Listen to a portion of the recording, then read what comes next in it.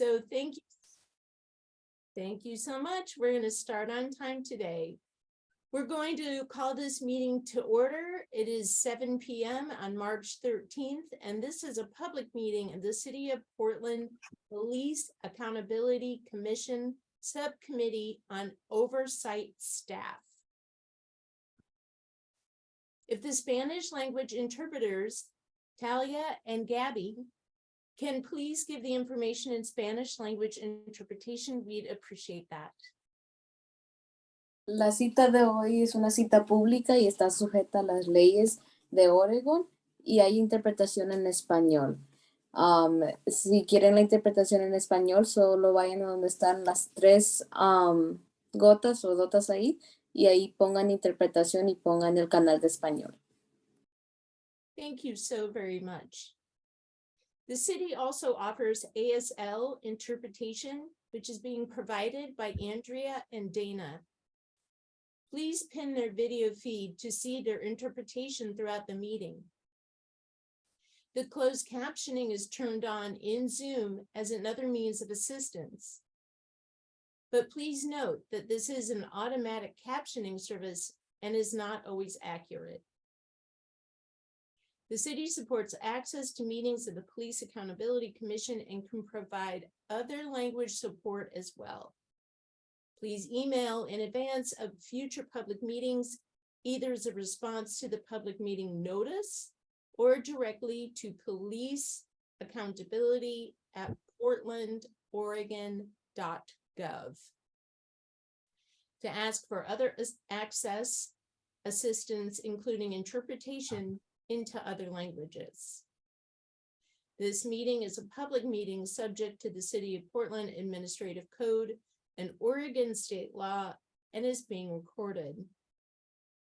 For this meeting, the chat function is enabled for commission members to communicate with each other. Members of the public will be able to ask questions using Zoom's Q&A feature. As the commissioners are presenting and are discussing things, if attendees have questions, please feel free to submit them in the Q&A. We hope to use this feature to help guide our conversations during the meeting and future meetings agenda topics. We'd like to be clear that not all questions will be answered during the meeting, but if answered, both the question and the answer will be visible to you and will become part of the meeting record. To access this feature, just click on the Q&A icon in the middle of your screen. Now I'd like Victoria to stop sharing. Thank you so very much. And I would like to hand the land acknowledgement over to the co-chairs, please.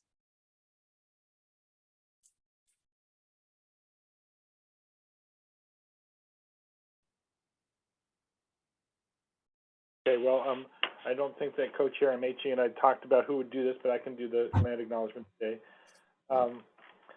And I've said this before when I've delivered this land acknowledgement that is from the city at City Hall, that I would probably say something stronger if I were writing this myself, but I'll say it as it's written. And by the way, I'm Dan Handelman. I use he, him pronouns, and I'm the co-chair of this subcommittee. We acknowledge that the rivers, lakes, streams, and lands of the lower Willamette Rivers rest upon the occupied territories of the Multnomah, Wasco, Cowlitz, Calumet, Clackamas, Chinook, Tualatin, Kalapuya, Molalla, and many other tribes.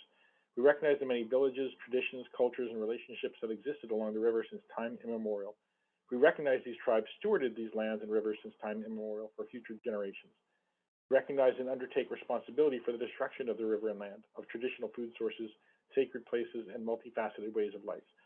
We acknowledge the economic and social values that enabled the harm to the river, including systemic racism, classism, and other systems of oppression that have perpetuated harm against Black, Indigenous, and immigrant communities along the river. This acknowledgement, we commit to honoring and learning from the past and working towards a more equitable and sustainable future for the lower Willamette River.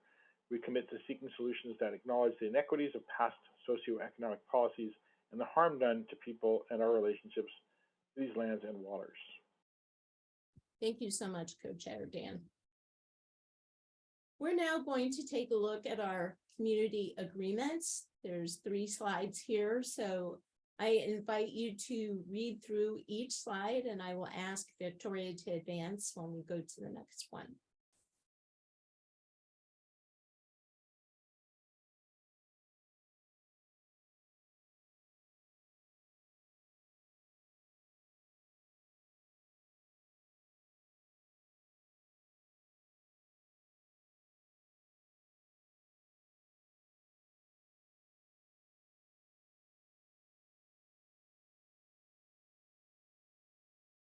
Next slide, please.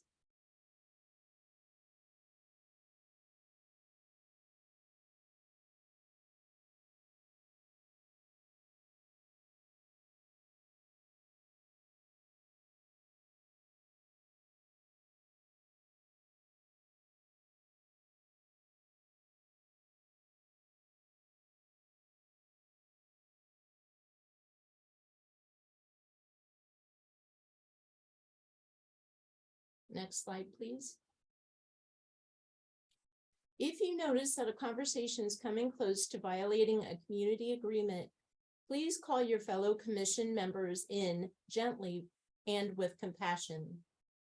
If you are called in, please take a moment to consider how you can best participate in the space while still respecting the community agreements and making space for everyone. Do we all commit to following the community agreements for today's meeting and to gently calling in our colleagues and collaborators if needed? Thank you so very much.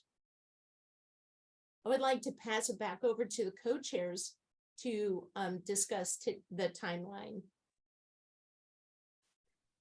This meeting is part of the Police Accountability Commission's structure and details phase of work, which focuses on the form of the new system. Future phases of work will develop how the new system relates to the rest of city government and the transition plan from our current system to the new one. The commission will present all proposed changes to the city council later in 2023 for their consideration and approval. This slide shows the outcome documents for the structure and details phase based on the agenda and scope approved by the commission. This subcommittee focuses on how the staff, led by a director that reports to the new oversight board, will be structured, including the qualifications and hiring process for the director, how legal counsel will work, and other staff structures such as mediators and advocates. This slide is the current project plan for the structure and details phase of the Police Accountability Commission's work. It will be updated as needed throughout this phase of work. This slide is for members of the public to be able to understand how the commission gets from now through the end of the phase, which focuses on identifying areas of agreement among commission members as to the form the new system will take. Today's meeting is part of the green box with the red border near the middle of the screen. And following, next slide, I guess. Following today, here are the upcoming meetings of the PAC. We'd like to highlight this subcommittee's next meeting date will be confirmed on Friday and will be either March 27th, 28th, or April 3rd. The next full commission meeting is Thursday, March 30th. And this is an open, PAC community listening session. Oh, sorry. There is an open PAC community listen session and Q&A tomorrow evening, Tuesday, March 14th, which is virtual, and another listening session and Q&A from 1 to 3 p.m. on Wednesday, March 22nd at Concourse Coffee, just east of the Burnside Bridge in the Kearns neighborhood. And today's meeting agenda includes time for members of the subcommittee to report back on what they've learned and developed since the meeting on March 2nd, which was a joint meeting between this subcommittee and the subcommittee on board membership. After that, we will discuss items for inclusion in the eventual document. This subcommittee will be developing and referring to the full commission. The draft PAC areas of agreement on oversight staff. There will also be public comment as well as time for the subcommittee to plan out its work from now through its next meeting. Thank you so very much. We will now let each member of the subcommittee talk about anything they've learned or researched or thought about from the last meeting on March 2nd through today.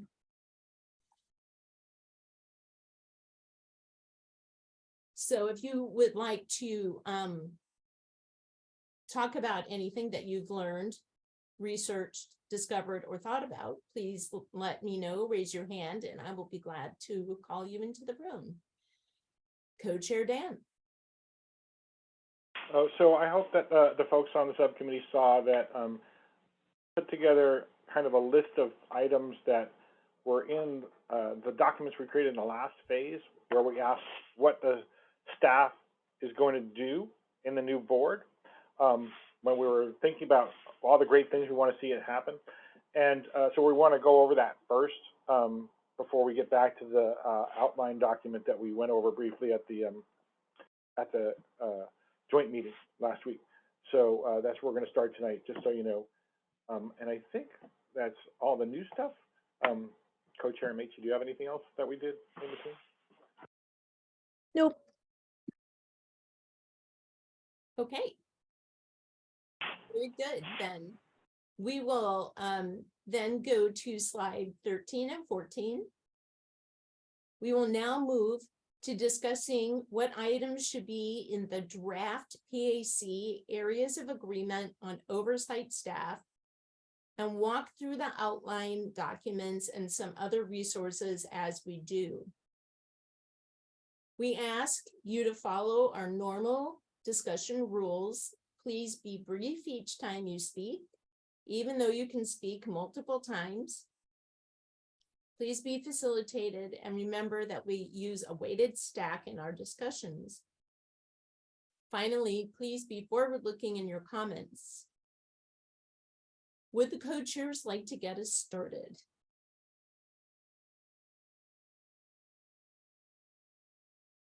Sure. So let me just make my screen a little bit bigger. Yeah, so what the staff is asked to do from the powers and duties phase. So in terms of access to information, they have the power to compel officer testimony, first notifying officers of the rights.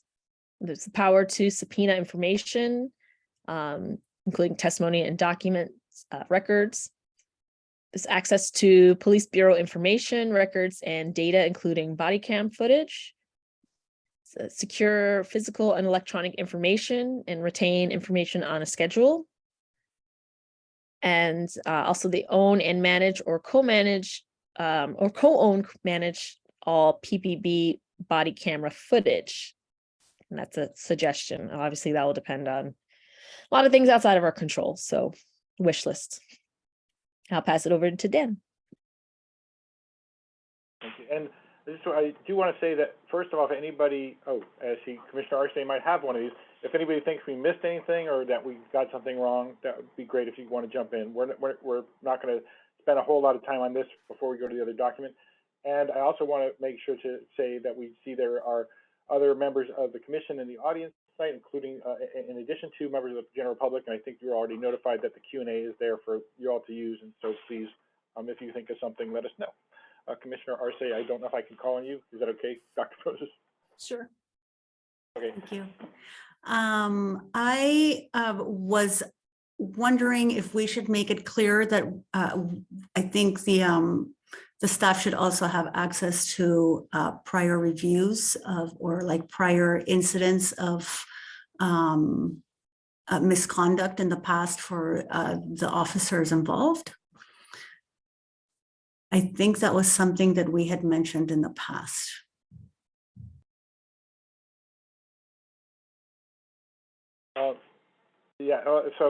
Commissioner Arce, yes, I believe that in the C, D, and E section there, that access to all to Bureau information records and data, that is included in that umbrella. If you want to, have it listed specifically in here, then again, this is just kind of an outline to remind us what we're doing. So, but if that is an issue that isn't addressed in when we outline what we want the staff to be like, we certainly need to keep that in mind. That help? Any other questions or additions?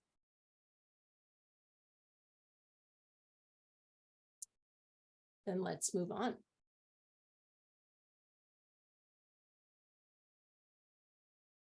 Okay.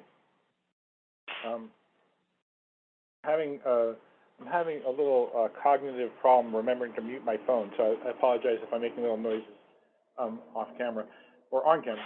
Okay, so the next section is about the Officer Accountability Subcommittee, of which I was a co-chair last phase, and these are the many tasks that we asked the staff to do there.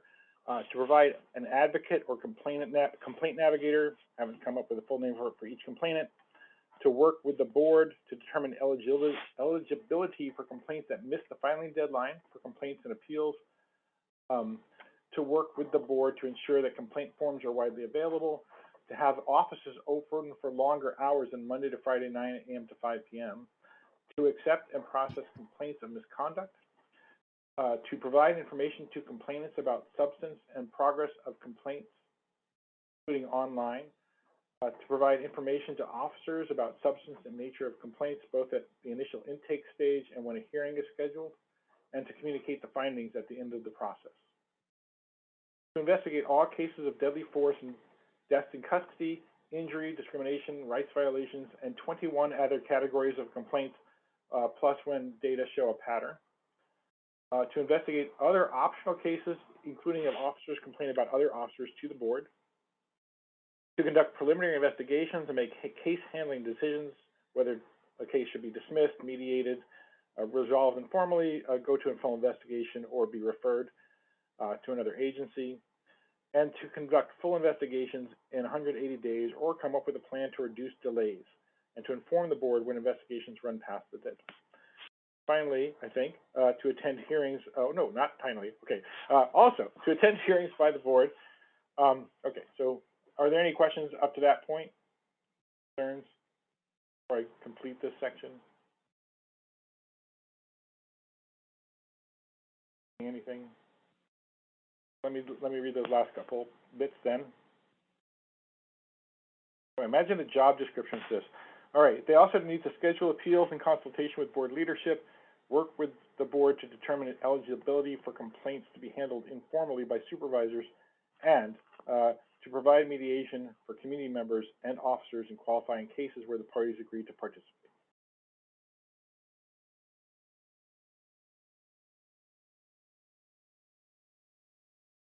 Any other questions or comments or things that we... Any other questions or concerns or observations people would like to make?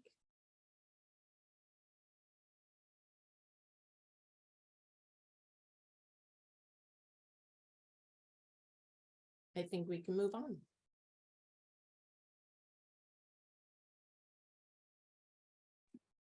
All right, for structural oversight staff. So they'll review data records, individual cases, policy, and training to formulate recommendations. And they'll initiate policy reviews with board participation. They'll work with the board to follow up on recommendations. They'll participate in collective bargaining negotiations. And I think that's another probably wishful thinking, because we don't know if we're gonna, etc. Engage qualified paid persons to conduct review of critical incidents, work with board to address policy issues, and finally review the oversight system for possible improvements. Are there any questions, concerns, observations? I see in the chat, I'm assuming that's referencing the negotiations, the thing that's I believe so. defined in city code. Okay. Delegated authority to the director of the BHR to pick who's in the room. Very good. Good clarity. Commissioner Monica? My question is whether it is the oversight staff that would be participating in collective bargaining or the board itself. the board members, right? I think that would be a bigger question for me. Co-chair Dan? Yeah, well, the second half of this document is what we asked the board membership to do, and it is listed there as well. When we were discussing that in the Structural Oversight Subcommittee, that was the recommendation that the staff and the board members would each have a seat at the table. And yeah, the co-chair of the Structural Oversight Subcommittee, or one of the co-chairs, is in the audience tonight in case we missed something or messed something up. Any other questions? Concerns? Co-chair Dan? I lowered my hand and then went back up again. What can I say? Do you want us to, do you have a closing statement around this document, and then we can move on to the next one? Sure. Thanks for looking at this document. I hope it helps. And I talked when we were in the pre-meeting. I talked to staff and said, I know that sometimes you go through these documents with a fine-tooth comb and may find other stuff. So, if we have anything new that comes up between now and our next meeting, I'm sure they'll let us know. So I guess we should get started on the other document. I see that okay. Catherine has raised her hand. Okay, I can't see that. Thank you. Yeah. Hey, Catherine McDowell, use she, her pronouns. And I was just wondering about, I was thinking that along the lines we talked about community engagement and ensuring that there was regular check-ins with the community about what we're doing. So I just wondered if that needs to be on the list of staff responsibilities, facilitating, regular community engagement opportunities. Thank you. Thank you.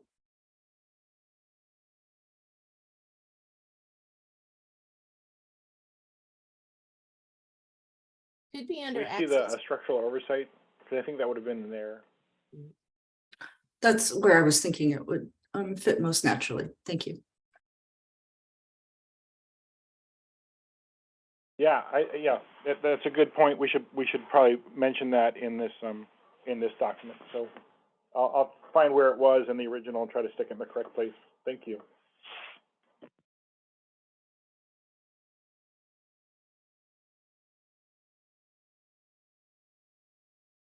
Very good. Thank you. Thank you, staff.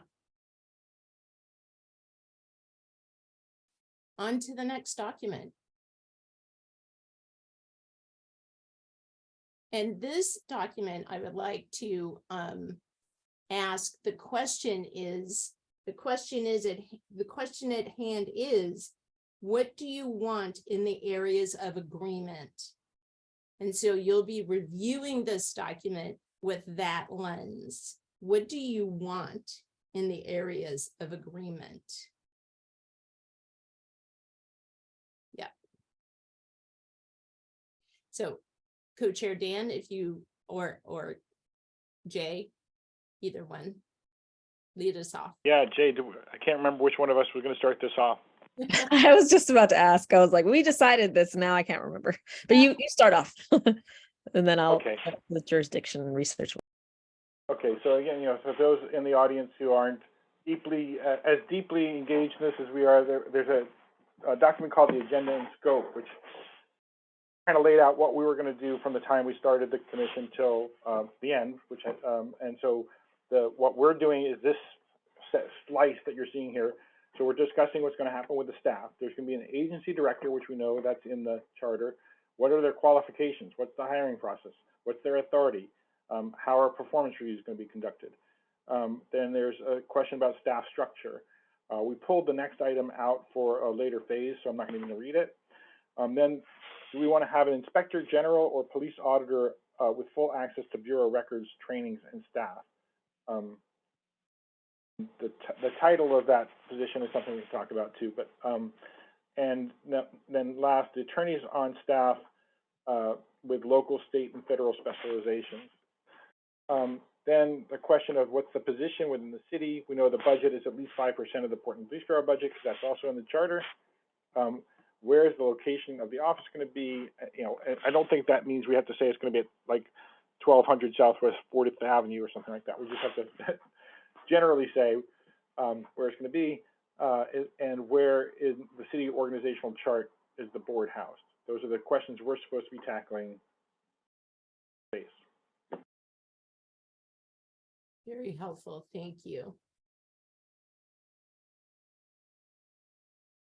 Any questions? We're clear on where we're headed to. Okay, then let's move on. All right, so in terms of other jurisdictions, in New York, A5, the oversight body has a staff unit focused on policy. And so they have the oversight body has a policy unit of paid staff members. The policy unit does data analysis, includes lawyers, and makes monthly, semi-annual, and annual reports. And for staff under F1, the oversight body manages and conducts reviews of the executive director of the oversight agency, and in some cases can hire and fire that person. That was identified in Washington, D.C., San Diego, New York, San Diego City, and San Diego County, as well as Denver and Oakland. So in Oakland, the oversight body can hire and fire the agency director. While in Denver, with the assistance of a selection committee, the oversight board screens and selects 3 agency director candidates. And a community process led by the oversight board concludes with the selection of a nominee who's confirmed by city council, and the oversight board has the authority to fire the agency director. In San Diego County, the executive director serves at the pleasure of the board, and the board conducts annual performance reviews and manages the ED, the executive director. The Police Accountability Commission also identifies several partial best practices. And sorry, I lost my place. In DC. In DC, let's see. Yes, in DC, Washington, DC, the oversight body hires the executive director and conducts annual performance reviews. Contracts are for 3 years and may be renewed.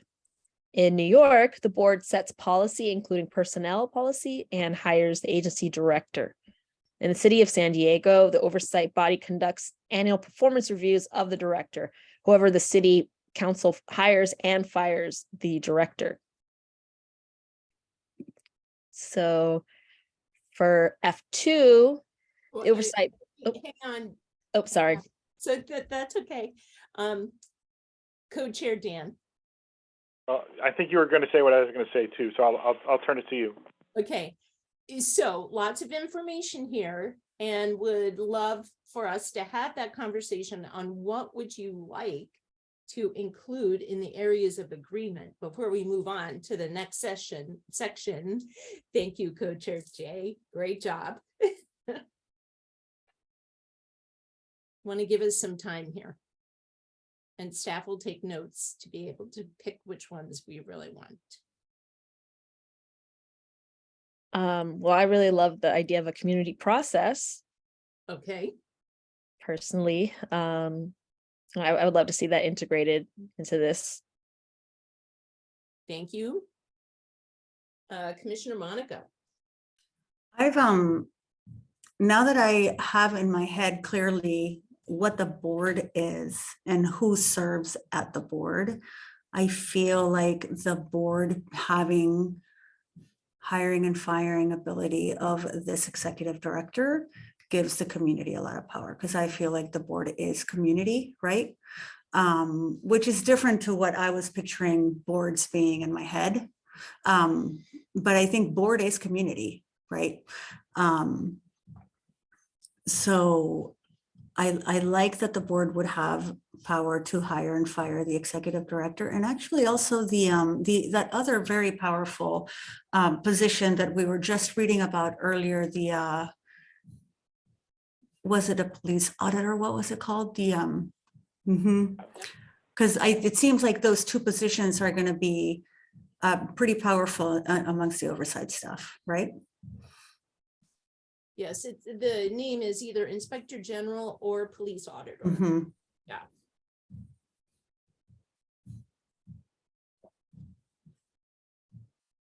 Very good. Commissioner Dan and then Commissioner Catherine, and then I'm gonna go back to A5 because I overlooked A5. I'm gonna let Commissioner McDowell go first. Okay, So maybe this is not the exercise now, but it does seem like the charter has pretty clearly carved out the hiring and firing power within the board. At least that's how I'm reading the section 2-1005. Yeah, the board, yes, this section. So it feels like that's already determined for us, which is great. And then it maybe is then just from there defining what if we want to add more suggestions on what that hiring and firing process, particularly the hiring process, might look like, what Jay was just saying about maybe having community input into it. But it feels like, I mean, I'm happy that our charter aligns with what we identified as the best practice here. Thank you. thank you so much. Co-Chair Dan. All right, so yes, I agree with you, Commissioner McDowell. So without getting into the whys or hows, we don't have a cross-reference in this document from the charter. So you're right, some of this stuff is redundant and we don't have to make a proposal about it. So if staff would bear with me, I think it would be helpful to highlight the parts that people agreed to instead of just putting notes on the side. So like, if you can highlight the community process led by the Oversight Board, who's with a nominee, I think that reflects what Commissioner or Co-Chair Ameche said, and that Commissioner McDowell just echoed. So I'd like to see that community process highlighted. But just not that last part about confirmed by City Council. Yeah, no, that's definitely. And then in the first one, where it says a policy unit, for me, right now, I think that we can't, it's hard for me to wrap my mind around how big the staff is going to be and how much money they're going to have, and the director gets to decide. So I think we should say that there should be at least one staff person focused on policy, instead of saying it should be a whole unit. And if they can, expand it from that one person, then they should do that. Does that sound reasonable? We're going back to 8.5, right? Yes, yeah. Yeah, It's all okay. up on the screen. Yep. Right, because I didn't ask for people's to be able to comment on A5.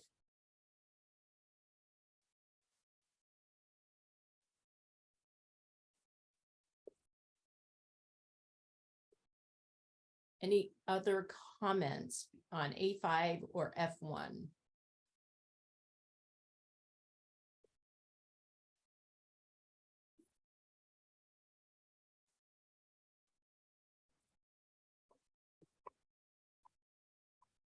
Can we move on? Can I see some jazz hands?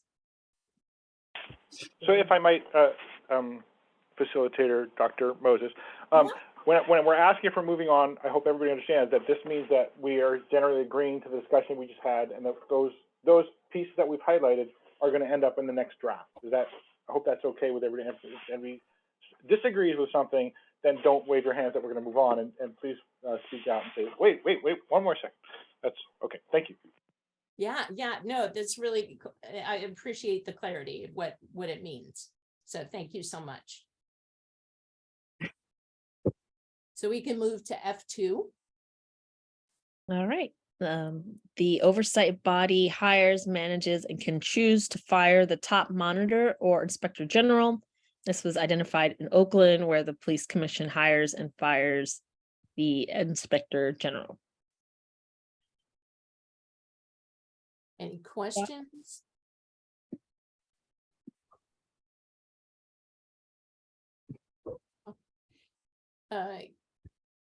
Commissioner Catherine? Good, thank you. Under the charter, it looks like a director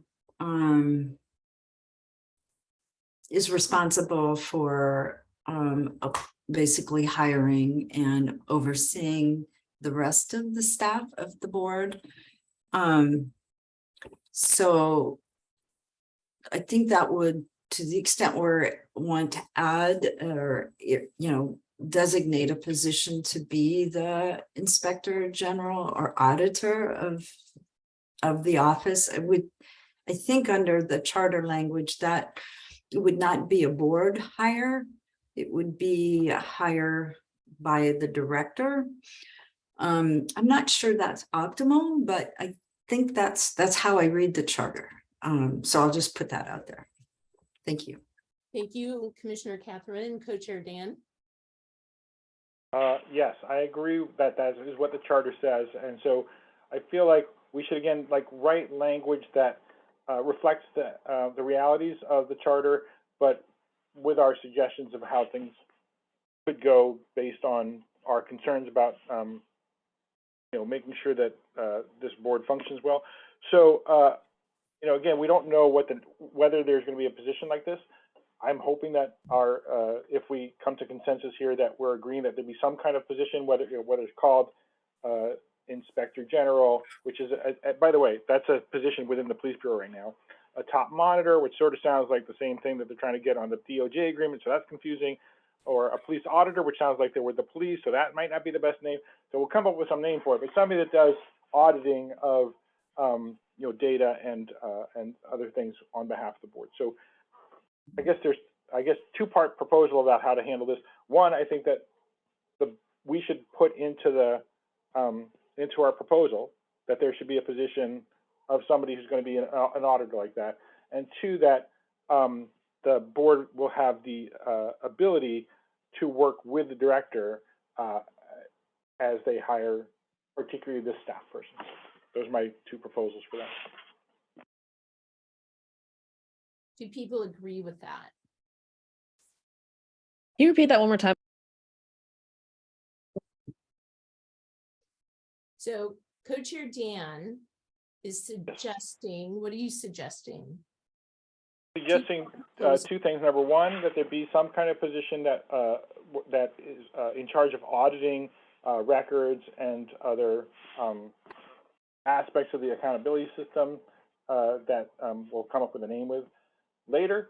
And two, that when the director hires that particular person, that the board should be involved in the hiring process, even though we all agree ultimately that the director gets to make the decision because that's what the charter says.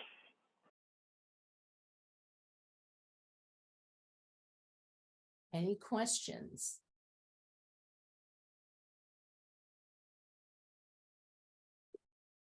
Commissioner Monica, I saw your hand up before. Oh, well, I was agreeing. I was agreeing with all of that. I think that's great. I think the board should have some voice in this position. If the charter specifically says that the director hires it, I think the board should be involved.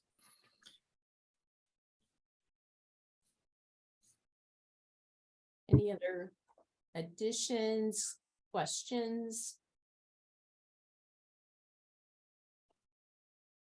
Can we move on? Thank you. F4. F4, the oversight body has the authority to hire independent legal counsel. This is identified in Denver, Oakland, San Diego County, and San Diego City. So city attorneys are responsible for representing the interests of the municipality, which sometimes conflicts with the interests of a civilian police oversight agency.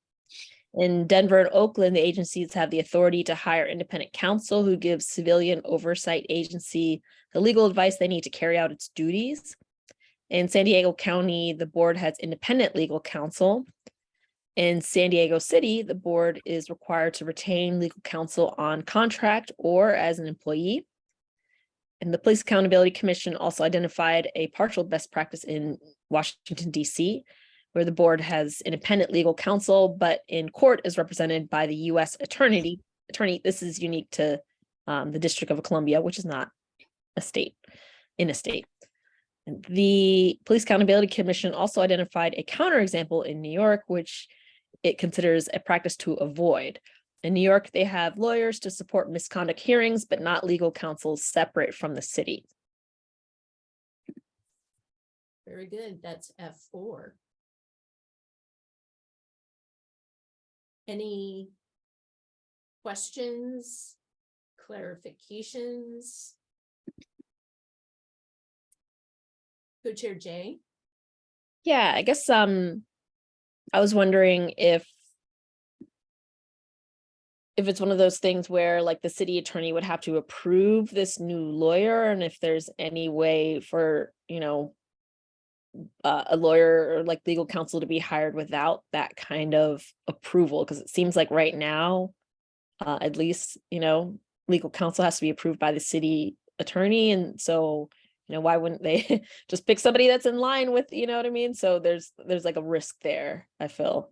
If the city attorney gets to pick the independent legal counsel, like, are they really independent then, you know? So that's a question I have. Thank you so much. Co-Chair Dan? Yeah, well, I think that's a great point, and I think that the non-interference clause kind of implies that the city attorney shouldn't, but that's actually in reference to the independent judgments of the board, and I don't know if that applies to the director's hiring. So that's an excellent point. So this actually brings me to a much larger question, which I hadn't thought to put down on paper, but it's been rattling around in my mind. We might want to suggest that a staff person's at least part-time duties be for hiring other staff, so that the director's not spending all their time doing this stuff. Because we're, you know, when we get to the later part, you'll see that we kind of envision a staff of more than 25 people, and it's going to be a lot of work hiring those people, and, you know, as there's probably going to be turnover and whatnot, and we probably also have to deal with the mediators and the advisors, or, you know, the advocates.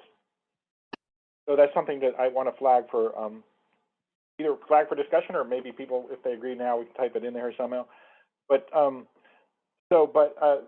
the legal counsel seems like a really, really important role, and I feel like we've already agreed to this in principle as the full commission. But I just want to affirm that here in the subcommittee, that we want there to be an independent legal counsel. And I wonder whether this is another particular job that should involve the board when it gets hired. Like, I don't think, like, if we have like 20 investigators, that they need to be involved in screening every single one of those. But I really feel like the legal counsel might be something, especially because they're advising the board, they might want to be involved in that. So those, again, those are my two suggestions here. One, perhaps there should be a staff person who's at least part-time assigned to doing HR and hiring, and two, that yes, they should have a legal counsel, but that the board should also be involved in selecting that person. Commissioner Catherine? Yeah, thank you. I just had a question. When we're talking about independent legal counsel, there's two ways to construe that. One would be independent of the city attorney's office, which is what I think we're really talking about here, and not necessarily independent of the board. So, you know, it seems to me most of the research that I have done, the lawyers for these oversight entities have been lawyers on the staff of the board. So we're not talking about retaining counsel that would be independent of the board. It would be independent of the city, I think, is what we're saying. And you know, I think because the board has the ability to hire its own staff, it should have the ability to hire its own lawyers. And which is, I mean, maybe that's the workaround, while the city, you know, attorney's office retains the oversight, you know, apparently the oversight authority over retention of outside external lawyers for various bureaus. That's not what we're talking about. We're talking about really, I think, having that the legal function housed within the board, which I think under the charter, the board has the authority to hire lawyers. as part of its staff to advise it. And I will say, in looking at other cities, I mean, it's super common that the executives of the oversight boards, or at least, you know, a unit within the oversight board, are attorneys. Just because this stuff is all about investigations and process, that legal advice and having it kind of internal to the board seems pretty important. Thank you. Thank you. Co-chair Dan. I completely agree. I mean, yes, I think the term independent here was just meant to say independent from the city attorney. I think that's what that initial sentence means in this explanatory paragraph. Maybe people on this commission don't know this, but the city auditor actually has their own independent legal counsel that's not part of the city attorney's office. But I do not know whether they have to get that person cleared with the city attorney before they get hired. And if somebody knows the answers and wants to pop that in the Q&A, that may be helpful for us as we move on to the next section if we're ready.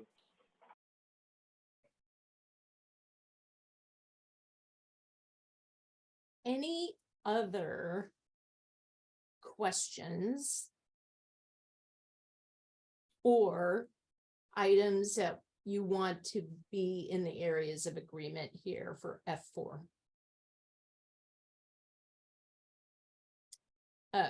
Commissioner Monica. I guess I was the one thing that came to mind when Commissioner Handelman was talking about the number of people that are going to be under this director is we may want to come up with some kind of chart that says who reports to who, because, you know, having more than 10 people reporting to one person, that's a lot of work in itself, of doing reviews and doing, you know, performance stuff and all. I mean, that's just having 10 people, and there's going to be like more than that. The director is not going to be able to do all that work just all by himself. So, but I guess that doesn't involve what we're talking about here about independent counsel. It's just something that came to my head after I heard Commissioner Handelman talk about that. Thank you. Staff? Yeah, so the city defines a good scope of number of direct reports in the 4 to 7 range in an ideal world. And so there is going to need to be a hierarchy of all that. I think the question, and again, as you noted, Commissioner Monica, not related to this particular point, but the question is to what degree the PAC wants to defer to the oversight board to set up that structure for itself, or to the director to set up that structure. But certainly there will need to be one at the end of this process, an internal org chart. Thank you. And just to say one more thing, I just don't want to leave it so that the director ends up with 26 direct reports. That's because that would make it so that it just doesn't work, right? Just being a little protective there. Commissioner Co-Chair Dan. So when and if we get to the end of this document, or if you want to scroll down there, you're on your own. When Jay and I were, or Commissioner, Co-Chair MHA and I were going over this, we were kind of brainstorming what there might be, and we listed like a number of deputy directors, at least 2 deputy directors, and that was just to sort of spitball how much money we're going to be chewing up by the staff that we're talking about. So yeah, we can sort of leave the details to the director, but come up with the ideas of the positions that need to exist and sketch those out. And they can decide how many and exactly what they do and who oversees who. But I think what we're trying to do now with this exercise is say, what are the things we want to mandate that the director hires? And so right now we're saying we want them to have some kind of auditor, and we want them to have some kind of legal counsel. I think we haven't agreed on this yet, but I think that's what we're doing right now. Thank you. Yeah, and staff are highlighting the positions, current people, deputy director, yep. For the independent police review, the bottom of the document. Thank you so much. All right. I'm going to ask a question. Is it okay to move on? I see jazz hands. F5. Okay, the Oversight Agency has staff to support agency operations. This was identified in Philadelphia and DC, San Diego City, San Francisco, New York, and San Diego County. So Philadelphia's new system is currently being implemented, but will, in addition to an executive director, have staffers paid by the city to support the work of the Civilian Review Board. In Washington, DC, there are 22 staff, a deputy director, 11 investigators, 3 supervisors, administrative staff, and public affairs / community engagement staff. And in San Francisco, staff work in divisions: audit, mediation, policy, investigation, records, and outreach. In New York, they have 180 staff, including specific units on outreach, intragovernmental affairs, racial profiling, and more. In San Diego City, there are currently 6 staff who respond to public inquiries, take complaints, prepare reports, send meeting notes, and prepare minutes. In San Diego County, they have 8 employees, including at least 1 investigator and legal counsel. And the Police Accountability Commission also identified a counterexample in San Francisco. So in San Francisco, the commission secretary, which is a staff position, is a police sergeant, which the PAC identifies as a practice to avoid, which, yeah, that seems pretty obvious. So what areas would you like to ensure show up in the areas of agreement for F5?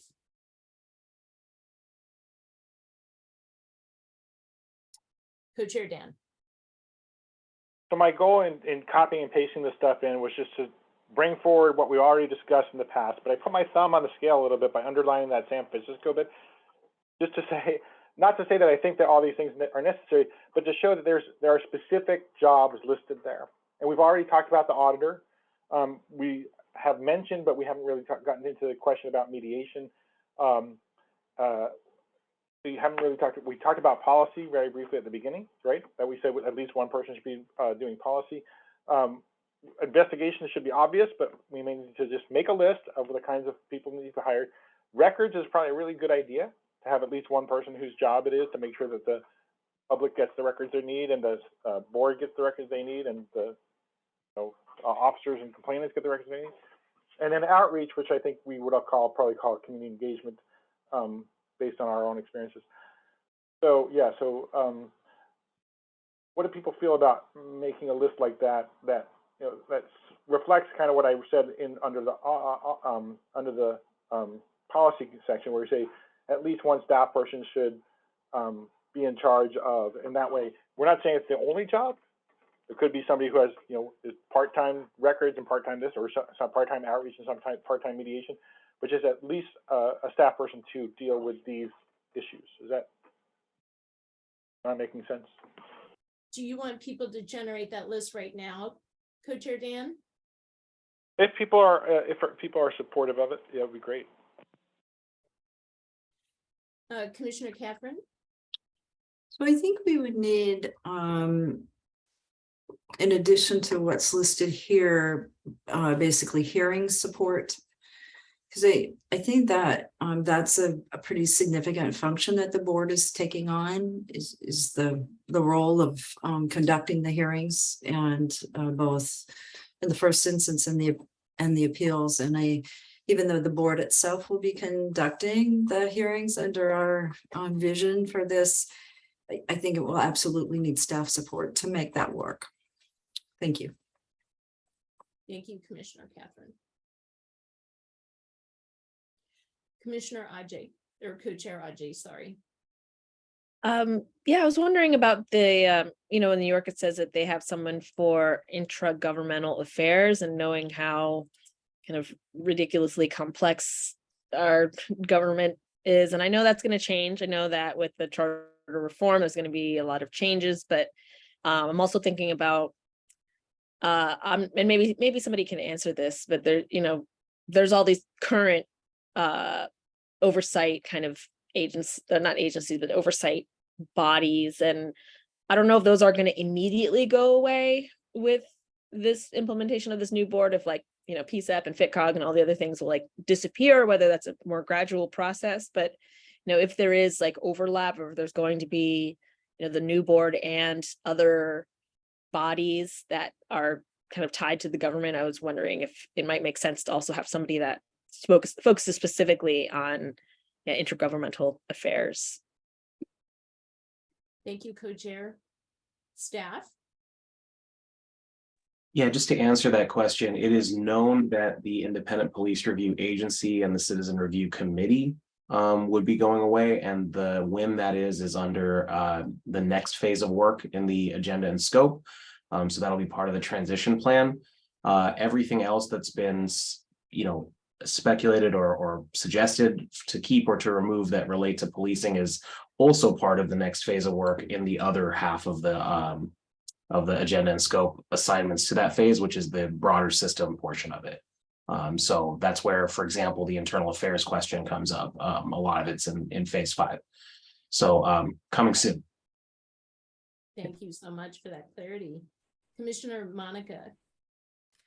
I think one piece of this work that would be super helpful to have listed as data, like a data analyst, somebody that could, you know, gather, records. But I'm thinking somebody that is good at thinking of what numbers, data, what things look like in graphs and reports, right? Like that computer brain that I don't have, but other people do so well, you know?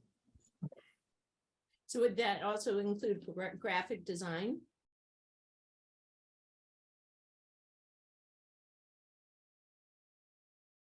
I'm thinking more of what the data that comes in, like in the macro system looks like, you know, what is like the number of reports, the number of this, how many events of this type happened, and those kinds of things. Because I think we've been talking a lot about how the information that we have from the departments that are present are not very data driven, and how important data is. Very good. Thank you so much. Commissioner Catherine, is your hand up again? No. Okay. It is. So I was just going to say that I agree with what Commissioner Monica just said, partly because of my previous service on the reporting subcommittee, where like the major, I think, output of that subcommittee, or one of them, will be the reporting requirements for the oversight board. So it could be like records and reporting, but I think Commissioner Monica is just exactly right that we will need somebody who can maintain that data and then assist in publishing the annual or biannual reports. Thank you. Thank you. Co-chair Bajay. Yeah, I guess I also wanted to echo the importance of having someone to actually analyze the data, because just because it's there doesn't mean that people are going to look at it or do anything with it. And also even an annual report, you know, might have some, you know, who knows what they can include on it, but you know, looking again at New York, and they have specific units on racial profiling.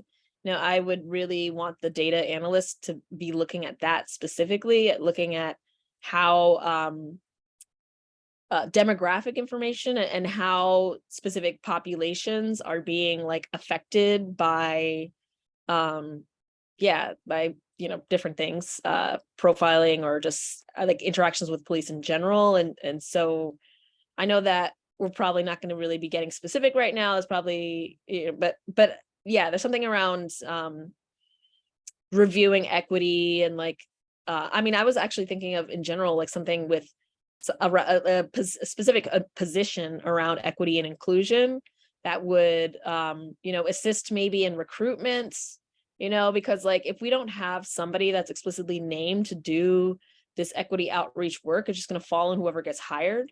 And if that task is not outlined in the position in like the job description, then that doesn't necessarily mean that we're going to actually hire someone that has those skills.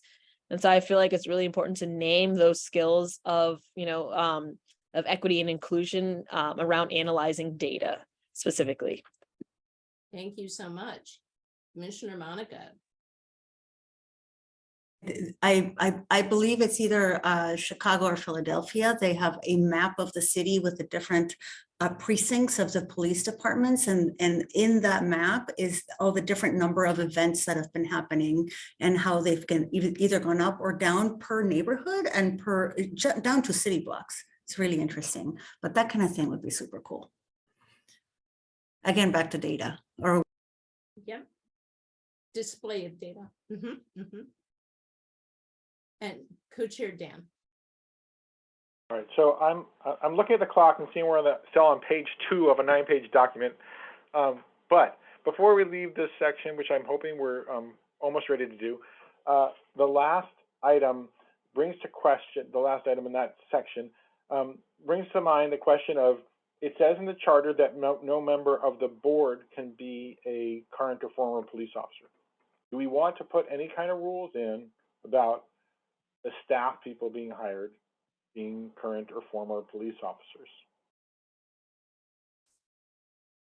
Suggest it for the code. When I say put it in, we're just suggesting everything to the city council. So if anybody has a suggestion about how they want to word that or what those restrictions should be, speak now, or we can come back to it later.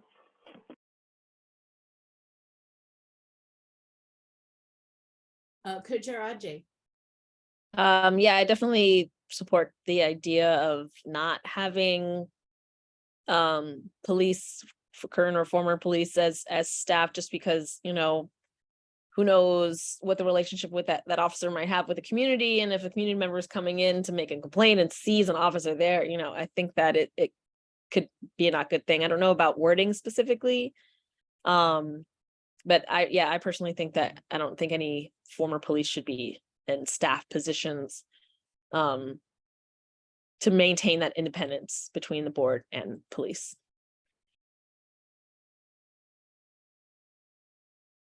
Thank you. Any other questions, observations, or sections that should be pulled forward? May we move on? Thank you so much. We will move on. And we will take a break after F7. The F6, oversight body staff are provided adequate training for their roles identified in New York. In New York, civilian investigators are trained on policies, interviewing, evidence, patrol mandates, operations, legal issues, including stop, frisks, and searches. The Police Accountability Commission also identified counterexamples in New York, which may be considered practices to avoid. Also in New York, investigators must spend 2 days at the police academy and have 8 years of prior experience. It's not certain whether the police academy requirement is appropriate, nor that 8 years is needed. Furthermore, the New York Police Department gives administrative and legal guidance to staff. It is not clear whether this is appropriate. Very good. Thank you. Any questions? Concerns? Co-chair Dan? Well, I would just suggest that in terms of, we're going to write down what the investigators are going to be trained in as a minimum, that we highlight that list and move it forward to our next document. And we can add stuff to it too, but I think that's a good list, at least as a base. Very good. Co-chair Ajay. Yeah, I mean, I think it's really important to name that this stuff should be trauma informed. So like not just interviewing, but like trauma informed interviewing, trauma informed, whatever, you know, because yeah, we don't want just people to know how to do things, you know, we want them to do it in a specific way that, you know, is centering the needs of the community. And so I think it's important to, name specifically trauma informed. And I don't know, you know, there's so many different things that check boxes, and I'm trying to remember all the names for them, but trauma informed is one of the things that's immediately coming to mind. Yes. Any other comments?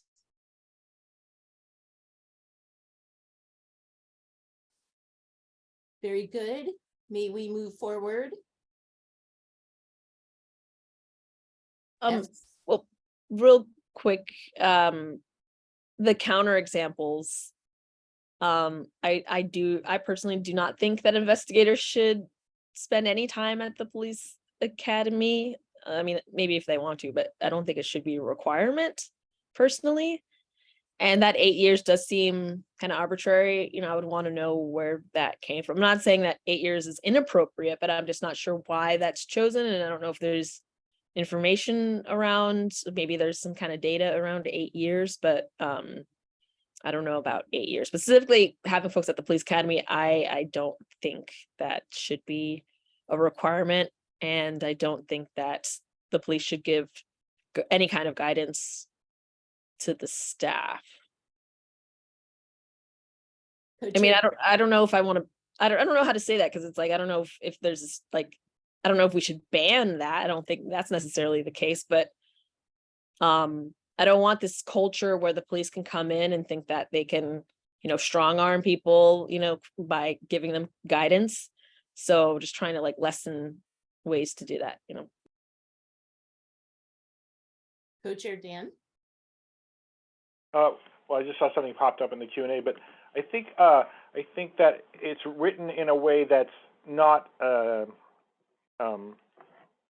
know, us dictating what we think should happen, but it says it's not clear this is appropriate, and maybe that's language that we should include in our document moving forward too, right? To say it's not clear that this is appropriate. And if people have a better number of years of service that might be useful, we can change that. Let's see, is the Q&A something to respond to? Public defense agencies sometimes employ investigators who do not necessarily come from law enforcement backgrounds. Yes, and actually that's how the IPR is staffed mostly now. There's, I don't know if you all know this, there's at least one retired police officer on the IPR staff, which surprised me when I found out about that. But mostly they're from other backgrounds that do like, you know, child abuse investigations and things like that, that weren't necessarily through the police.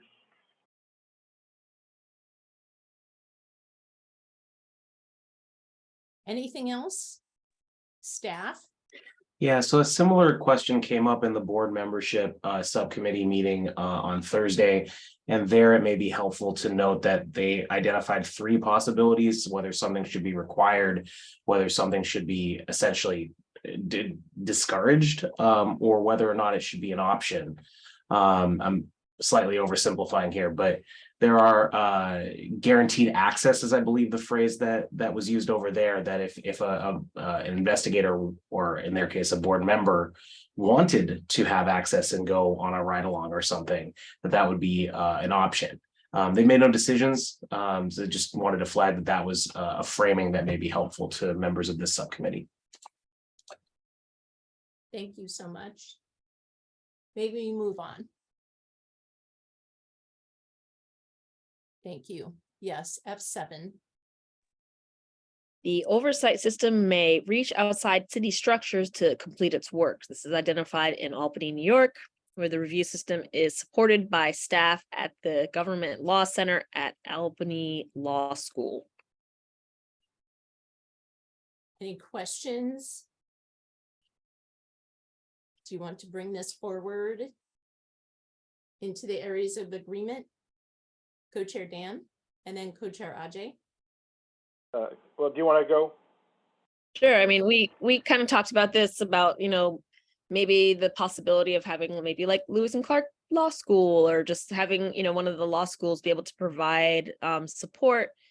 And, you know, on the one hand, I was thinking that would be like a kind of a cool idea if there was a need for more staff and they were having trouble finding some. And at the same time, I also worried about the potential for, you know, leaning on less experienced, you know, lawyers, and I, you know, I didn't want that to happen, where there was kind of like this expectation that, you know, a certain amount of the, like, yeah, this kind of leaning on lawyers that don't have experience actually, because they're still in school, you know, and so presumably they're not going to be like I mean, maybe they've passed a bar, but presumably, you know, maybe they haven't passed the bar yet, and, you know, we want to have like the best possible staff, which is, it's not to say that, you know, we shouldn't do that, but just being very conscious of how to do this. I don't know, Dan, if you want to add. Thank you, co-chair Ajay. Commissioner Monica. Yeah, the school that comes to my mind is actually PSU, and the School of Social Work would be a great place to like get some experience in advocacy and for the advocate that gets assigned, right? That would be a cool role to have like students involved with. I think involving students in anything is always really like it keeps everything very fresh and new and moving forward. Thank you so much, Commissioner Monica. Co-Chair Dan? Yeah, so I guess my recommendation would be put this in as a suggestion, not a mandate. And one of the concerns that Co-Chair Ameche and I were talking about is, we're having a government agency interact with a non-governmental agency. Well, PSU is kind of a governmental agency, and that they may not have the capacity to do this. They might not have the capacity to provide it on an ongoing basis. So we don't know we have any control over stuff that's not part of the city. We don't have any control over everything. You know what I mean? The city of Portland has no control over that. So, I think my recommendation would be put it forward as a recommendation. It says may reach outside, so. Thank you. Staff? Yeah, just two notes. One, there's a program which is designed to create this sort of relationship at PSU through the Hatfield School as well, which is school government, which essentially has fellowships and internships over the summer, over the academic year. And so enabling that's a fairly regular source of support to a lot of governmental agencies within the city and state already. And that's not necessarily a good or bad thing, just a thing that exists. And then the other note is that later on actually, I'm not sure if it's in this document or the other one that we already looked at, there's a comment about creating a pipeline to future staff of the board as well. And so this may also be a related conversation, possibly. Thank you so much. So any additional comments on F7? All right, we are going to take a break for 5 minutes. And so we're going to come back at 8:17. And we will see you then. Thank you. The record. Very good. Okay, we're back. Co-Chair J. H. I think I'm passing this on to Commissioner Handelman. Very good. Yeah, Thanks. I'm ready. All right. I'm ready. Thank you. Co-chair. Maybe I can get feedback from folks on this too. You can put it in the chat if you want to. We had talked at the pre-meeting about not reading all this into the record, but in a way, I kind of feel like it's really helping me focus on some of these specifics to help us with our ideas. So, but if people feel like we can just read it to ourselves, put that in the chat and we can adjust. But for the time being, let's keep reading. So H1, and again, to recap, this is H1 from the research phase that we agreed on at the full commission. The oversight body has a publicly disclosed budget, as identified in several cities, and the budget is guaranteed at a certain level, but it's not clear whether the budgets are sufficient to fund the agency in each jurisdiction. In New York, the annual budget is nearly $39 million. In Philadelphia, the police oversight budget is limited to less than 1% of the police department's budget. In Washington, D.C., the budget is $2.2 million, mostly for salaries. And in the city of San Diego, the Citizens Review Board on Police Practices, the previous board was $1.3 million for 3 staff members, and the new one, the Commission on Police Practices, has $2.5 million. And of course, we know that the charter defines the budget for our new board as 5%, at least 5% of the police bureau's budget. So some of this isn't really relevant, but it's just something to give us perspective.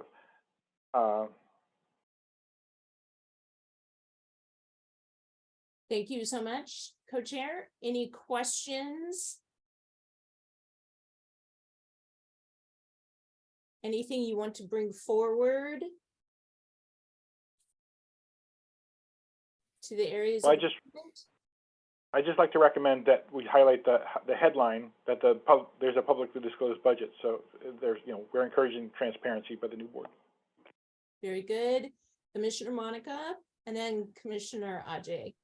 I definitely appreciate that comment, and defining a minimum of 5% of the PPP budget. And do we want to recommend that this be evaluated yearly, and so that the board and the staff have the ability to request more if they need to, right? Like on a yearly basis, or in some basis, so that this can be reevaluated and make sure that they've got enough to do their job. Thank you so much. Co-Chair Ajay. That's literally like exactly what I was gonna say. It's just recommending that the board, budget be evaluated on a regular basis. Wonderful. Any additional comments?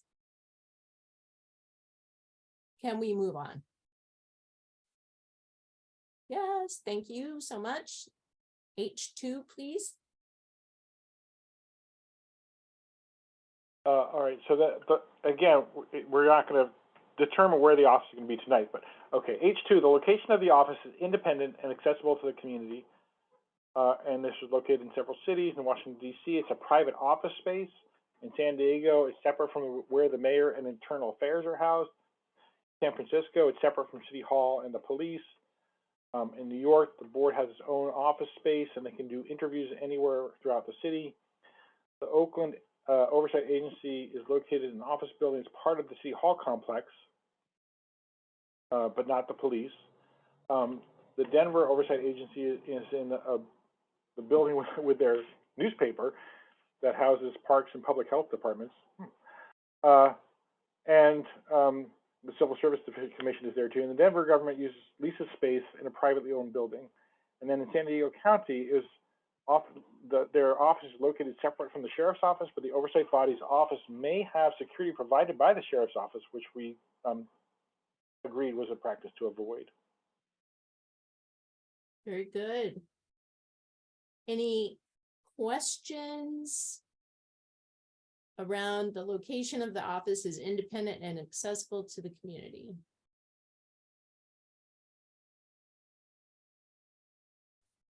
Commissioner Monica? Do we want to say that it should be accessible by public transportation and centrally located as a way to just ensure that everybody has access to it?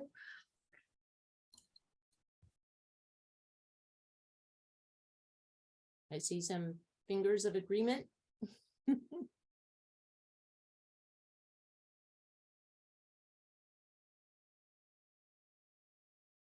Any other clarifying information? Co-Chair Dan? Yeah, so there's another instance where I would have liked to have put the charter language here. So the charter says that it's not going to be in a police bureau building. I have it on my screen. It's pulled up on page 7. There you go. Yeah. So I think that we should agree to that. I think that's a good, solid idea. I think that we don't have to say it. We don't have to say it because it's already in the charter, but I just want to make sure that we don't ignore that.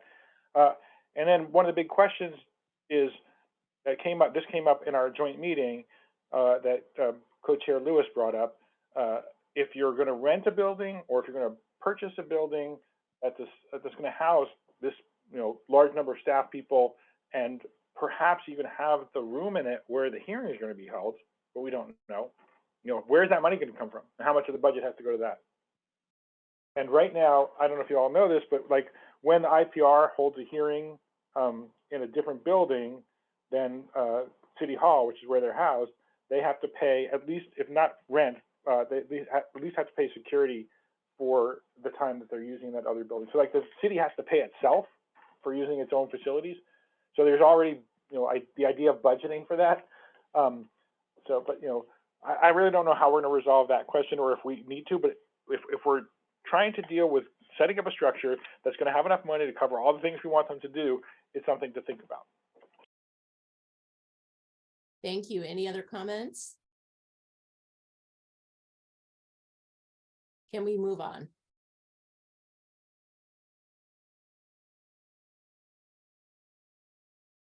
Very good. Let's go ahead to I, audits. You want me to take this, co-chair, since you did so many? Very short, just one. Audit functions, the oversight agency reviews all misconduct investigations to ensure they are complete before findings and discipline are determined. And that's from Seattle. It says there that the inspector general who does this, but we don't have to specify which staff person does it, but somebody reviews the investigations before the findings and disciplines are determined to make sure the investigators conduct their investigations. I should also add that the flow chart that we created, the board's the one making the findings and discipline. So if we're going to use language like this, it should say the oversight agency reviews all misconduct investigations to ensure they are complete before they're turned over to the board. My suggestion. So it's not implying that the staff is making the findings or discipline. So who in the oversight agency makes the reviews? I'm sorry, what was your question? Who in the oversight who in the agency does the reviews, conducts the reviews? Oh, right. Well, that's a good question. I feel a little bit like this is one of those managerial questions to leave to the director. Okay. I mean, if we're figuring 400 cases a year, the director's not going to be able to review every case, right? So I think they need to delegate it to deputies or, like lead investigators. If people have a suggestion of creating a specific position, that's fine. I don't, I'm open to suggestions, but there should be somebody whose job it is to do that. It's a staff responsibility. That's what you're saying. Okay. Commissioner Monica. It seems like it could fall under the auditor's purview, since they are, doing a lot of reviewing and catching and ensuring that the system is working. Thank you so much. Anyone else?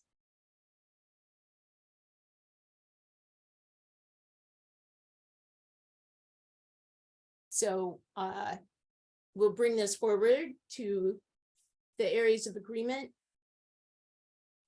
Is it all right to move on? Very good. Thank you so much. W.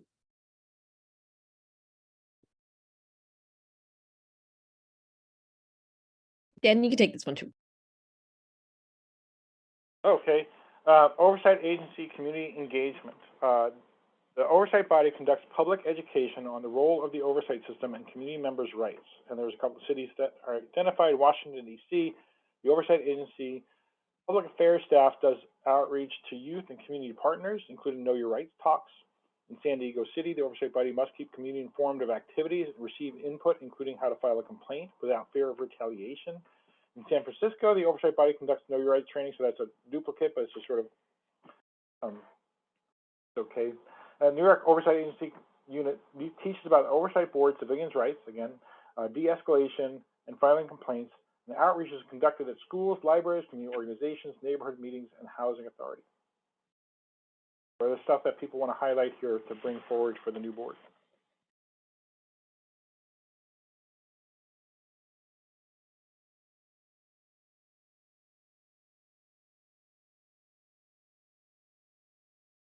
Yes, Co-Chair Ajay. Yeah, this seems like an important thing, but it's also, I think, really important for people to be taught things in their own kind of language, and not just, in the sense of like the actual language that's spoken, but like in terms that they understand and ways that they can understand. So I would personally like to see like more like train the trainer type things, where we're partnering with organizations that interact with their own people rather than relying directly on the oversight board to issue these trainings. I'm curious if anyone else has any thoughts or feelings about that. Commissioner Monica. Yeah, I absolutely agree. There's a lot of organizations that are doing things like, the Center for Equity and Inclusion comes to mind. They do trainings all the time. And these are places that could be partnered with. Thank you so much. Anyone else? Co-Chair Dan? So this is one of the reasons we had the bilateral meeting last week. We're talking about the staff, and I'm hoping that they're also going to be setting up community engagement for board members who will be a little bit more close to the communities that we're talking about, the affected communities. And I would like to suggest that we highlight the tasks that we want to see done as part of community engagement, which would be outreach to youth and community partners, keeping the community informed about their activities, receiving input, learning how to file a complaint without fear of retaliation. And then this list of places where the outreach can be conducted, that can also kind of be like a suggested minimum list of places to conduct outreach.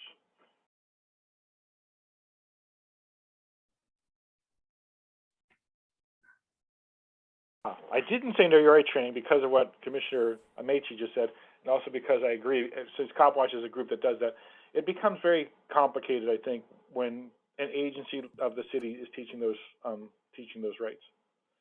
Mhm. Thank you. Commissioner Monica? I think it would be good to call out also for immigrant communities, the fear of being involved with law when there's an undocumented status and those things. Education for that community would be really important. Any other thoughts?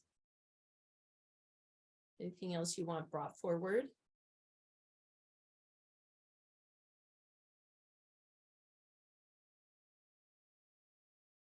Can we move on? Very good, thank you.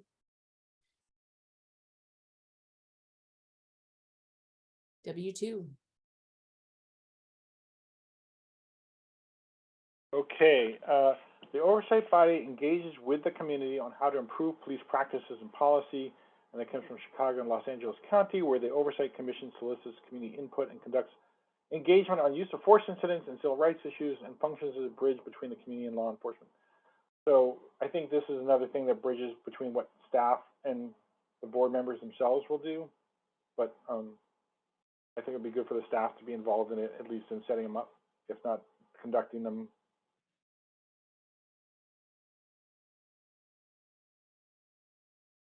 Other thoughts?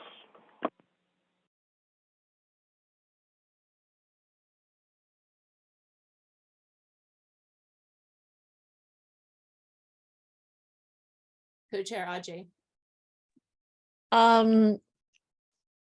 Yeah, like I feel like there might be a need for like specificity, because like what does it mean to like engage with the community, right? That can mean kind of anything. And so I would love maybe, I don't know exactly what to say, but other than like a participatory public process specifically. I don't know if that's what I'm getting at, but there's sort of like standards around participatory processes that I think include the kind of rigor that we need for this, because we don't want it to be like, there's this idea of like a checkbox that is talked about a lot in the current system, the community engagement checkbox. We did the thing, but there's not actually incorporation of that information into the work. And so, yeah, I just want to name specifically like a participatory public process, because I think there is more of the expectation with a participatory public process that the outcomes of that will be integrated into the work, and like something will happen to that, versus there's no kind of understanding currently in our current system that engaging with the public or engaging with the community will actually lead to any kind of change. Thank you. Very good. Any additional comments? Co-Chair Dan? I was just going to say, if we highlight the words solicits community input, that's a part of that definition you're talking about. Hmm. Thank you. May we move on? Mhm. Oh. Mhm. Commissioner Monica? Oh, I was just gonna say that that feels like the staff is going to participate in this, but really the board is who would be leading on this effort, right?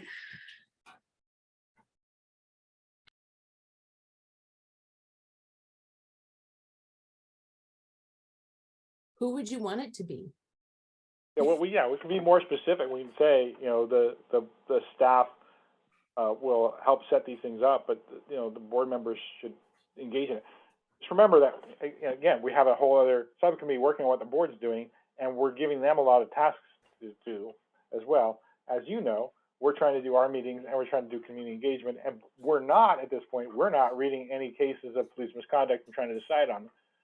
So I think we might want to leave it vague so that the staff can do it if the board members get overwhelmed and can't do it, without barring them from doing it. We'll leave it as an option. Okay. Mhm.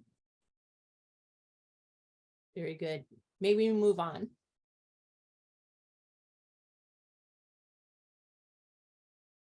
W3. Wow, wrapping up this part anyway. The oversight body conducts education on their activities for new law enforcement personnel and bargaining unit representatives.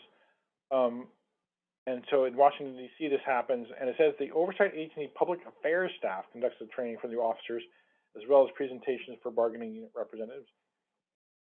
And I'm going to recommend here that we not suggest exactly who conducts the training, but we might want to put in a bin for a future discussion, not today since we're running out of time, whether or not there should be public affairs role on the staff at the new agency. So that's something that was put in the bin for later.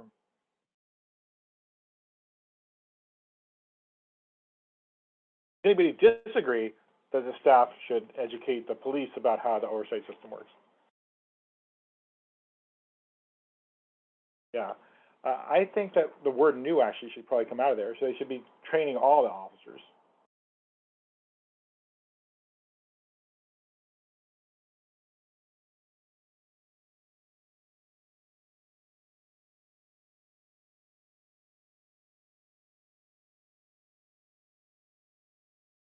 Very good. Any other comments? Can we move forward? Thank you.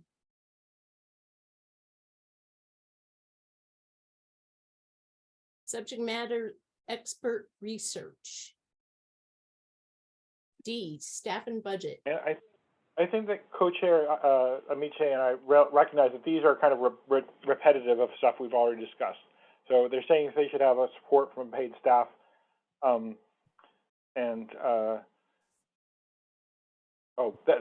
the first one is repetitive. The second one, I think we should read into the record. I'll turn that over to you, co-chair. Yeah, but I also noticed that staff, I thought, had raised their hands. I mean, maybe. Oh, I'm sorry, I didn't put it see that. down. Maybe did I hallucinate that? I thought I just saw staff raise a hand. No problem. I did, but no problem.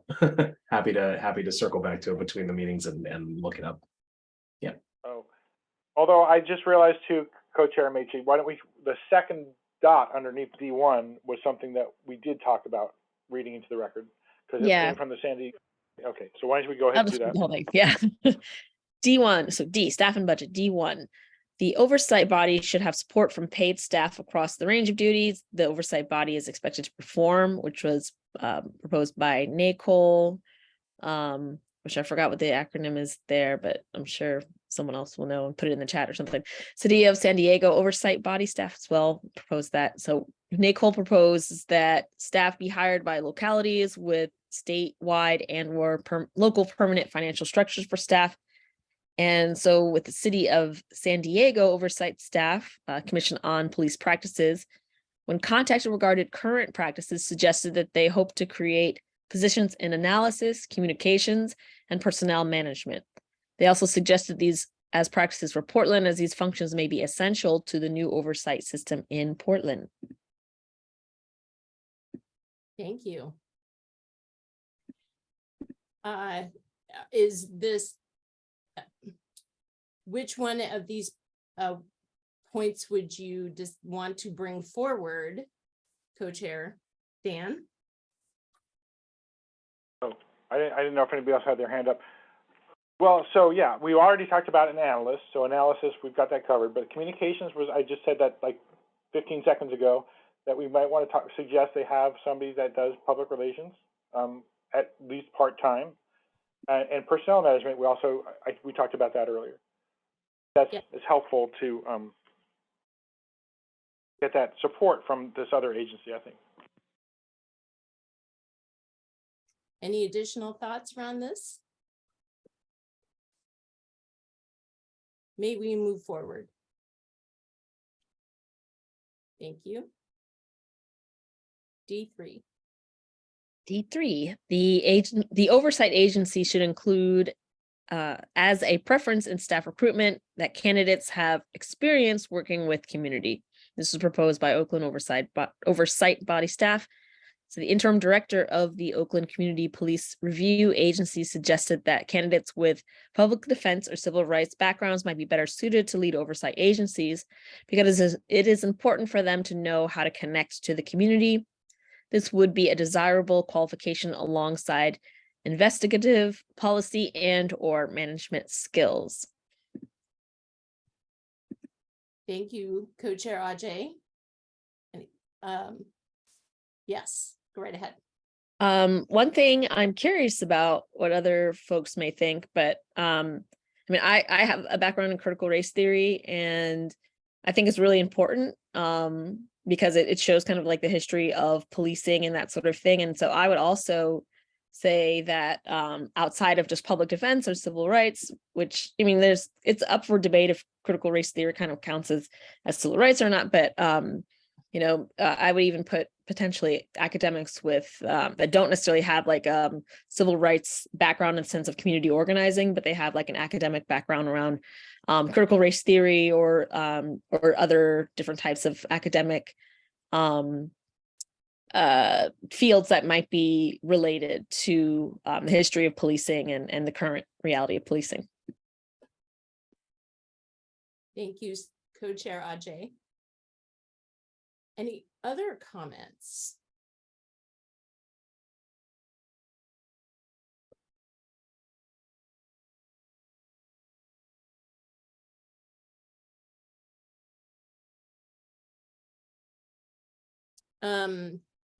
So this is everything you would want to bring forward?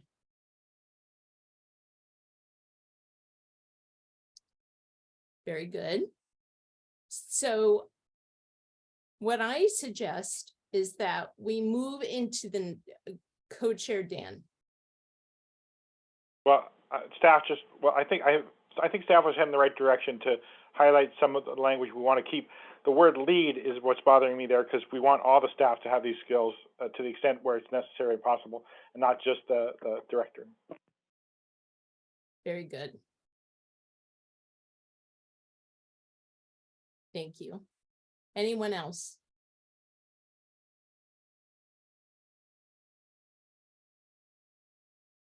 All right. When staff are done typing, I would like us to move on to the next section of our meeting, and that is public comment. So I want to thank you, commissioners, for your hard work this evening on this document. You're getting through this really well. I would like to move us into open public comment on the issues the subcommittee is discussing, or community members can also tell their story about policing and police accountability.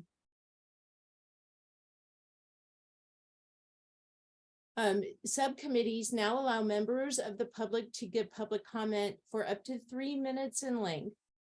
Please raise your hand in Zoom if you would like to speak.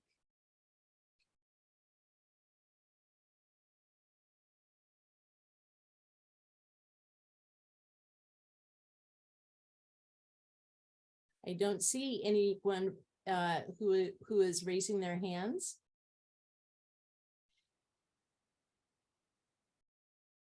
So we will go ahead and continue on to next steps, and we'll move to slide 17. I will now pass it over to staff. Yes, thank you. So the next meeting of this subcommittee, the exact date is going to be confirmed this Friday, March 17th.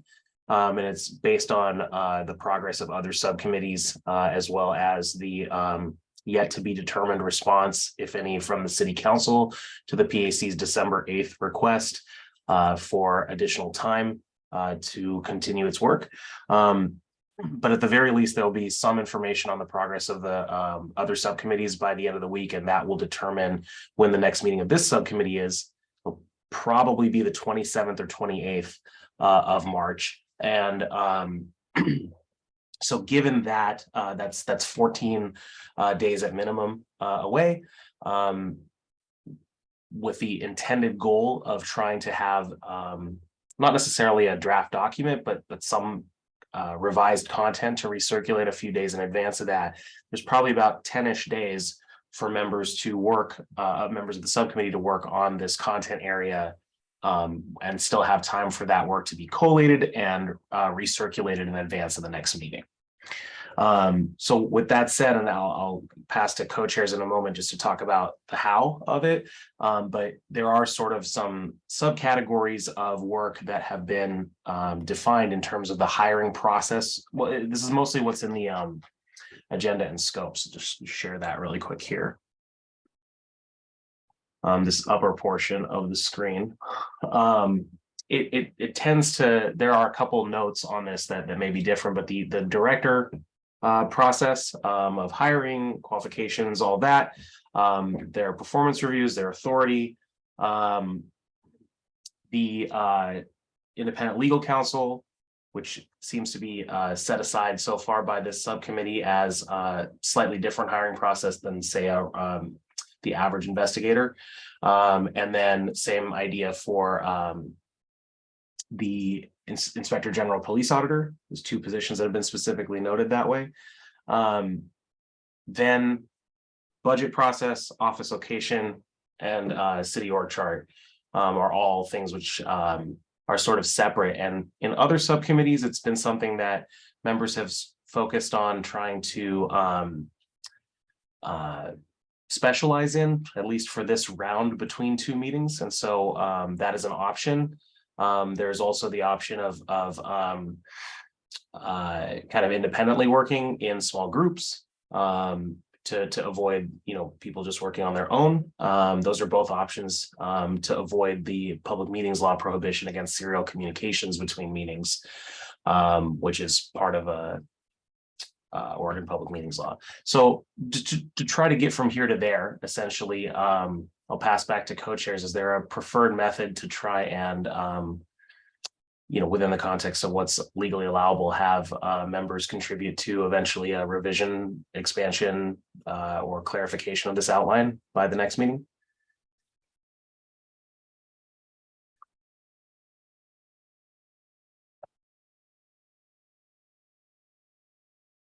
Co-chair Dan? Well, I like to make sure that there is communication and collaboration. It doesn't mean that we all have to talk about the same things between meetings, which would be against the public meetings laws. But I guess I'd like to hear from Commissioner McDowell and RSA what kind of time they think they might have over the next 2 weeks.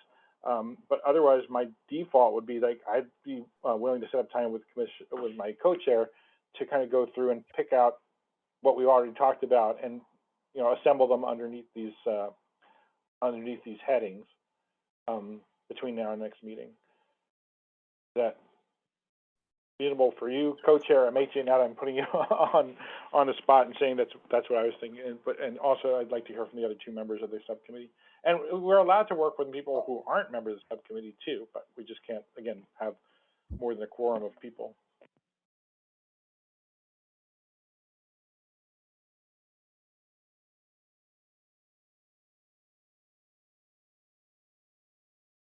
Commissioners?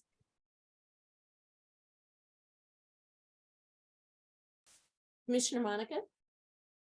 There are a couple of evenings that I could work with somebody on. And you know, we could send some emails around for dates and times. But yeah, no, I'd be totally willing to work with like one other person on a section, you know, or it seems like we've actually spoken through every single one of these sections already, and it's just a matter of listening to this meeting back and putting it all together. I think the job is essentially done. We just have to put it into writing. Thank you, Commissioner Monica.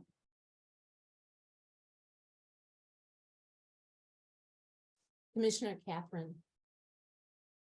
Thank you. My time is not very good in the next couple of weeks because I really have want to focus on the commission timeline as one of the full commission co-chairs. It just feels like we're really at that critical path moment for that item, and so I suspect we'll be having trying to have as many meetings and testifying or sending comments in wherever we can to try to bring that to some kind of closure in the next couple of weeks. So I'm sorry I don't have a lot of time. It's possible if the co-chairs of the subcommittee set particular times for a work session, that if I was available, I might be able to join in.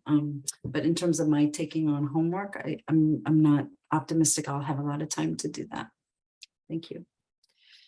Thank you so much. Co-chair Dan? Oh, well, I was hoping to hear from my co-chair as well.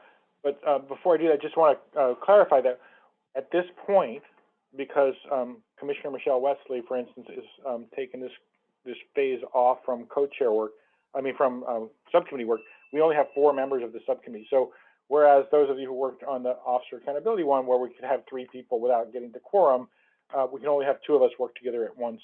But we'll figure something out. But again, you know, if my co-chair wants you to sort of say generally and vaguely, we don't have to set dates here. I'm not asking for that, just to say generally and vaguely what if you think you have some time over the next 2 weeks to work on this. Thank you so much, Co-chair Ajay.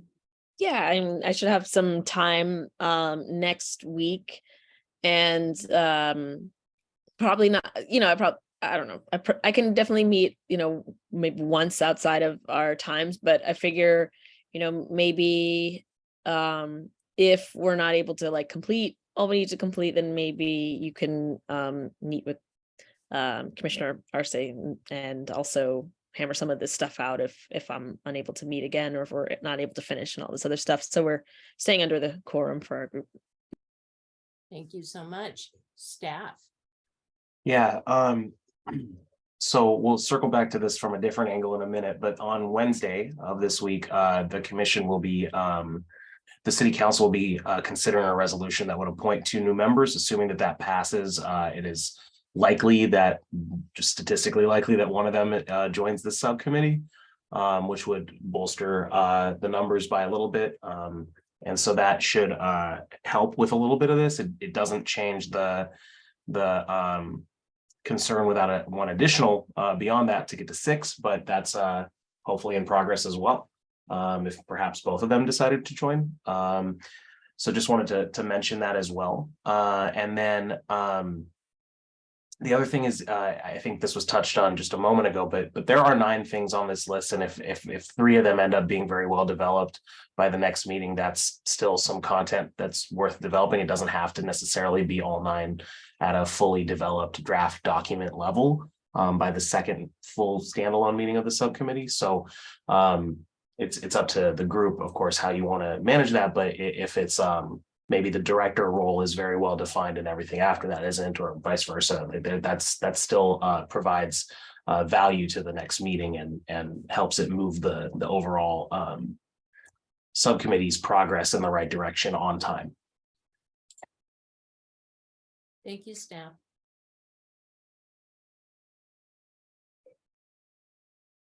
All right. I'd like to move to the garden plot.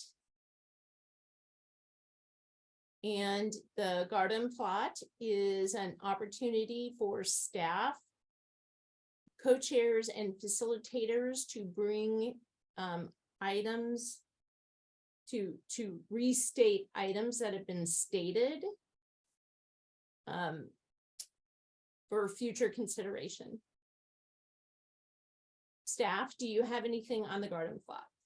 One item, the question about whether or not there should be a public affairs role for staff, or a subcategory of staff devoted to that. Very good. Victoria, do you have anything from the garden plot? Yes, I have, and I don't know if this will go to the garden plot, but I shared, can the oversight board be involved in deciding who are the arbitrators? I don't know if it goes here, but I just received the email. And will it require a charter amendment to allow the hearings panel to be a part of the civil service board process? Is there a limitation on the officer appealing to both the civil service board in another process? And the last thing I have is a comment for Commissioner Dan that was mentioned last time about thinking about how they're gonna pay for the space where the commission is gonna be. And a comment from Co-Chair Ajay. They're gonna say in the next phase about the oversized bodies, if they're gonna disappear or stay. That's all the notes I have. Thank you. Thank you so very much. Co-chairs, any garden plots to bring forward? I don't have anything to add. Thank you. Yeah, the thing that I noted that we didn't get an answer on is how this auditor picks their attorney right now. So I'd like to find that out. Very good. Right. Thank you. Yes. And before we go to concluding this meeting, thank you, everyone. I would like staff. Yeah, was actually going to add the exact thing that Co-Chair Dan mentioned, just forgot it the first time. But while I have the floor, the council meeting this Wednesday is to appoint 2 new members, and so members of the public, members of the commission, including the subcommittee or not, welcome to come and watch that. It should be in the morning session on Wednesday the 15th.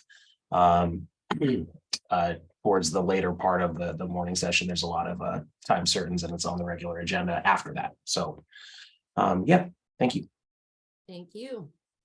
And thank you, everyone. Oh, Dan, Co-Chair Dan. Well, just to be really clear, the members of the public and the commission can also sign up to testify if they want to about the appointment of the commissioners and any related topics that might want to come up that have to do with our commission.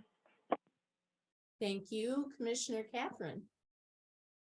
Yeah, I just want to say that both Casey, Commissioner Casey Lewis and myself will be have signed up to testify about the timeline on Wednesday morning, and we would love to have other commissioners join us.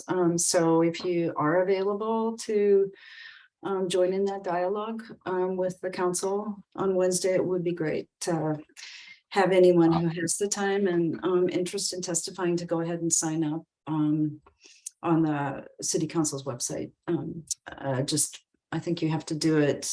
I can't remember what the deadline is, but if you do it tomorrow, you'll be fine. Thank you. Thank you so very much.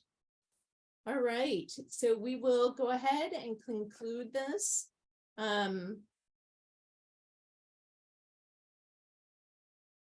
I would like to thank everyone this evening. There are multiple ways of reaching the committee. Community members can send public comment to the Police Accountability Commission or subcommittees at the email address on the screen. There is voicemail at 503-823-3346. And then you can also send snail mail, postal mail at P.O. Box 9065, Portland, Oregon. So I would like to call this meeting adjourned at 9 p.m. and thank everyone for your participation this evening. Thank you.